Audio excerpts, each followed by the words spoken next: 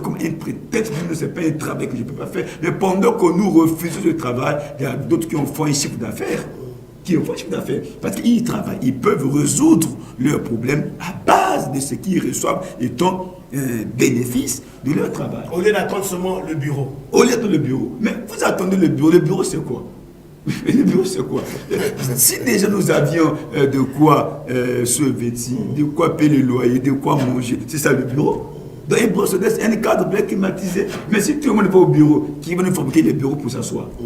Ah oui, c'est ça. Il n'y aura pas de médecins dans ce monde. Il n'y aura pas d'animation pour nous bâtir ces bureaux-là. Donc, chacun peut trouver une expression, chacun peut trouver un métier à faire et il peut rendre ce métier valable. Il y a des sauts métiers, les sauts métiers est né de la pensée de l'homme. C'est l'homme lui-même qui a dit que non.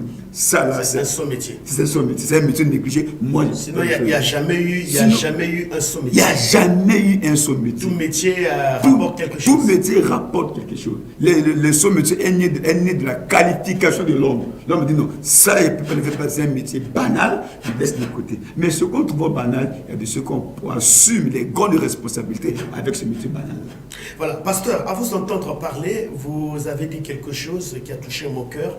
Le métier assure de l'indépendance. Voilà, pasteur, je fais allusion, lorsque vous avez soulevé une expression là, mon esprit m'a fait penser rapidement à l'histoire de Moïse. Je me rends compte que si Moïse n'avait pas une verge, et Dieu ne devrait pas séparer la mer en deux, mais Dieu a utilisé la verge que Moïse avait, c'est-à-dire qu'en exerçant quelque chose, c'est par cette chose que Dieu peut arriver à vous bénir. Effectivement, c'est en passant par là que Dieu peut prendre ce que nous avions pour les fructifier. Vous donner un bel exemple, je vais vous compléter. Merci sur l'histoire de... C'est vous qui nous prêchez ça, pasteur. Allez-y. Sur Élisée, qui a reçu une double portion de son père Élie. Un jour, il se confronte dans une situation où il y avait 100 personnes, mais il n'y avait que 20 pains. Géasi dit, mais c'est impossible, comment va nous ce monde? Élisée a pris ce pain-là, il a prié, il y a eu une multiplication de son manger. La même situation est arrivée à Jésus un jour, vous connaissez, avec 5 pains et 2 poissons que les disciples ont amenés à Jésus. Mais il fallait que Jésus opère un miracle. C'est-à-dire, pasteur, excusez-moi, s'il n'y avait pas de 5 pains et les 2 poissons, Jésus ne devrait pas multiplier. Donc, il a multiplié les mêmes 2 poissons et 5 pains. Il a multiplié ce qu'il a trouvé là. Ce qu'il a trouvé là. C'est pourquoi on dit on ne donne qu'à celui qui a. Et il sera dans l'abondance. Et à celui qui n'a pas, on notera même ce qu'il a et on donnera à celui qui n'a pas. C'est méchant, pasteur. Non, c'est pas méchant. Oui, la paresse, on doit les punir. Tout à fait. La Bible dit la chicotte, et c'est pour le dos de l'insensé. Si on a des enfants, on a des fainéants, on a des paresseux, des faiblards. Nous devons les chicoter. Ils doivent apprendre à travailler. Ils doivent être un poids pour leur famille. Ils doivent exercer un métier pour qu'ils soient indépendants. L'indépendance financière commence là où l'homme commence à exercer une activité. Quand il n'y a pas d'activité, l'homme est lié toujours. Donc, toutes ces pensées vont être focalisées sur les gens. Donc, on s'est pensé, non, je vais aller chez X là-bas, je vais avoir 10 francs, oncle tel peut me donner quelque chose, je peux les rassembler. Mais jusqu'à quand on va vivre comme ça? Jusqu'à quand? Ce n'est pas une éternité. Donc, il faudrait qu'on nous arrive. Ça devient un job. Nous devons arriver à assurer notre indépendance. Même le peu que nous gagnons. Vous savez, il n'y a pas un petit salaire. Tout dépend de l'organisation. Ah oui. Ouais. Il n'y a pas un petit salaire. Tout ce qu'on peut avoir, si on peut bien l'organiser. Parce que vous pouvez gagner gros, mais... S'il y a la mauvaise gestion, vous pouvez gagner des millions, nous ne sentirons pas que vous gagnez des millions. Ce qui est bien parce que vous êtes comptable aussi. Allez-y, pasteur. Bien sûr, bon, c'est quand même mon métier. Oui, c'est votre métier. Il faut savoir faire la part des choses. Il faudrait que nos actifs soient en mouvement. Il faut exercer quelque chose pour faire en sorte que ce que nous avons, on ne perd pas. Mais là, le bénéfice, il viendra comment? Nos comptabilités, à chaque exercice, il faut tirer un profit, il faut tirer un bénéfice. Mais si c'était négatif, il y a un problème. Il faut faire en sorte que nous ayons des résultats par rapport à ce que nous faisons. Mais les résultats viendront comment si on ne travaille pas. Donc là, moi, les chrétiens d'aujourd'hui, c'est une erreur très grave. On prend la prière comme une couverture, on peut se cacher derrière la prière pour dire non, naza mwani laka na kozilaka nzamba kokisa bilaka ne kasi ngai. On peut pas dire ça. Tu vas vieillir pour attendre cette promesse. Tu vas vieillir. Abraham était le père de la foi. N'Abraham a travaillé. La Bible dit qu'Abraham était fort riche. Il n'est pas croisé ses bras pour attendre Dieu. Oui.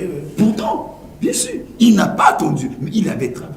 Le fait de travailler a fait que Dieu augmente ce qu'il avait. Donc, le fait que nous avions un métier en main, le fait que nous savions comment exercer quelque chose, là, Dieu va ajouter ce qui manque. Il va perfectionner tout travail et en fait de compte, il va envoyer des clients vers nous pour que ce que nous vendons soit mis à la disposition de la clientèle et à base de cette vente-là, nous réalisons un profit et on peut s'engager à faire ce que nous pouvons faire.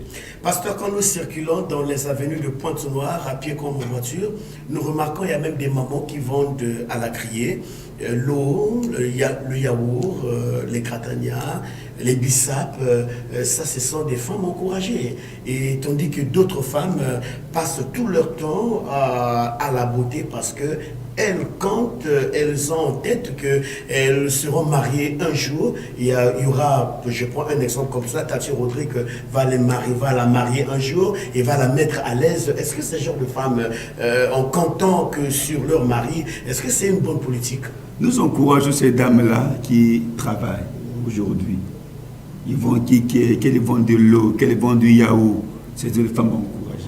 Et ils sont en train d'apporter leur part de foyer. Elles sont en train de vous suivre aussi, pasteur. Un mot d'encouragement pour ces dernières. Oui, nous les encourageons à continuer à exercer ce travail.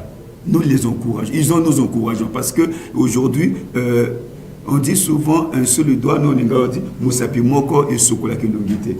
L'homme aussi, par rapport à ses avoirs, peut-être certainement en mérite de support tout le mois, mais la femme, en exerçant ces petites activités-là, elle peut aussi apporter un coup de plus dans la mesure dont nous les encourageons. Passer son temps devant la télévision, de suivre nos villas, c'est pas les garages qui là. À la fin de compte, nous raconte. Je vais dire quelque chose. J'ai vu ici à Pointe-Noire les mamans avec les paniers et avec les bassines sur la tête. Ils ont crié partout Massundi Meluta, Massundi Meluta, Massundi Meluta. Pendant que les dames sillonnent toutes les villes de Pointe-Noire, il y a certaines dames qui sont devant la beauté, qui ont très que leur peau. Mais au soir, les dames qui vendent les poissons à la criée, là, oui. À la fin, ils ont un chiffre d'affaires. J'avais acheté les poissons de 3 000. J'ai vendu 6 000, les gens qui sont un bénéfice de 6 000, c'est bien. Je vois qu'à la fin de la journée, le soir, la dame a un bénéfice, un profit par rapport à son activité. Elle a encaissé quelque chose. Et elle mettra même sa marmite au faisceau. Bien sûr. Mais non, celle qui était devant la beauté, devant le miroir, pour voir sa beauté, mettre les tirés, c'est pas quoi, quand elle va sortir, qu'on l'appelle. Et le soir, tu vois qu'il n'a rien, elle n'a rien eu. Pourquoi? Elle n'a exercé aucun métier, aucune activité, et elle attend avoir de l'argent, elle va dormir affamée. Et parce qu'elle a passé tout son temps en mettant même 80 degrés de fond de teint au visage. C'est pourquoi elle devient des prostituées. Elle commence à vendre leur corps parce qu'elle n'a pas trouvé quelque chose à manger. Tindilanga WhatsApp, Tindilanga Momo, il fait des courants dans la vie. Ah, oui. Mais si elle exerçait une activité, elle serait indépendante. Mais le fait qu'elle n'ait pas rien, il y a des certaines qui se prostituent parce qu'elle n'a pas d'argent. Mais elle a les mains, elle peut faire quelque chose. Elle peut se battre. Mais pourquoi elle ne fait pas ceux qui font là? Ils sont comme elle. Et pourtant, c'est la vision. Vous savez, le premier capital que Dieu donne à chaque être humain, ce ne sont pas les francs CFA. Ce ne sont pas les dollars. Ce ne sont pas les zéros. Les premiers capitaux que Dieu donne à chaque être humain, c'est d'abord la vision. Quelle est la vision que nous avions sur l'avenir? La vision, c'est voir à l'au-delà. La vision, c'est voir l'avenir. Nous, en tant qu'être humain, qu'est-ce que nous voyons à l'au-delà? Dans 5 ans, nous serons comment? Dans 3 ans, dans 8 ans, dans 10 ans, nous serons comment? Si l'homme commence à projeter l'avenir,